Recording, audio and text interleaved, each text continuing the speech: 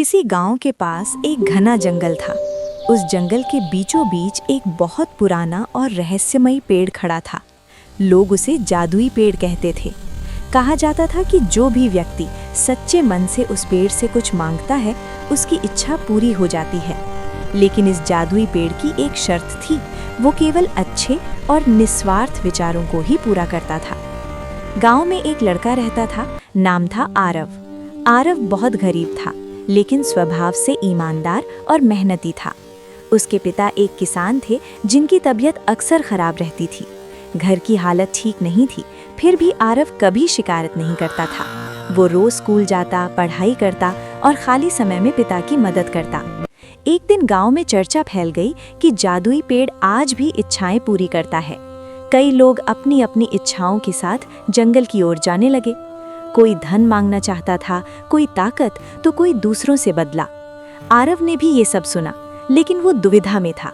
उसने सोचा, अगर सच में ऐसा पेड़ है तो क्या मुझे अपनी गरीबी दूर करने की इच्छा मांगनी चाहिए? रात को जब उसने अपने बीमार पिता को खांसते हुए देखा तो उसका दिल भर आया। उसने मन ही मन निर्णय किया कि वो भी जादुई पेड़ के पास जाएगा। अगली सुबह आरव जंगल की ओर चल पड़ा। जंगल बहुत शांत था, लेकिन थोड़ी डरावनी भी। चलते चलते वो उस विशाल पेड़ के सामने पहुंचा।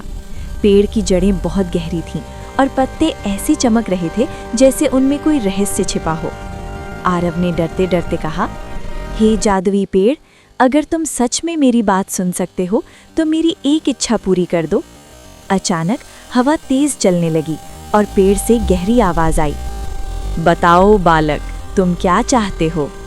आरव थोड़ा घबरा गया, लेकिन उसने हिम्मत जुटाकर कहा, मुझे धन नहीं चाहिए, मुझे बड़ा आदमी नहीं बनना, बस मेरे पिता स्वस्थ हो जाएं और मैं पढ़ लिख कर उनका सहारा बन सकूं। पेड़ कुछ पल शांत रहा, फिर बोला, तुमने अपने लिए नहीं, दूसरों के लिए मांगा है, ये सच्ची इच्छा है।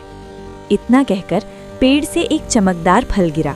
पेड़ ने कहा, ये फल अपने पिता को खिला देना, लेकिन याद रखना, असली जादू फल में नहीं, तुम्हारे कर्मों में है।